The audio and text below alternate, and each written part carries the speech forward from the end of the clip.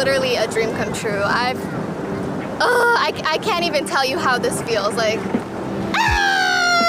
growing up in the States, I never really felt represented because I never could flip through a magazine and see a girl who was wearing a hijab. Yes, I know. I'm like a bikini babe.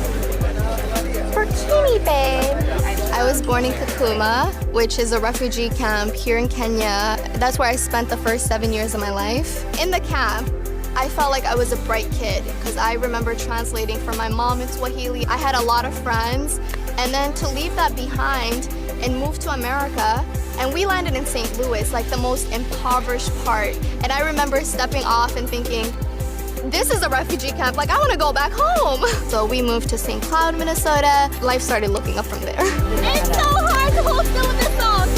In high school, I was my town's first homecoming queen. I think that was like my first glimpse of, wow, I put myself out there. I made friends with my peers. They liked me enough to nominate me, and I want to continue that in college. So that's exactly what I did. I became my college's first Muslim Somali student senator, and after that, I remember thinking, what next? And that's when I came across the Miss Minnesota USA pageant.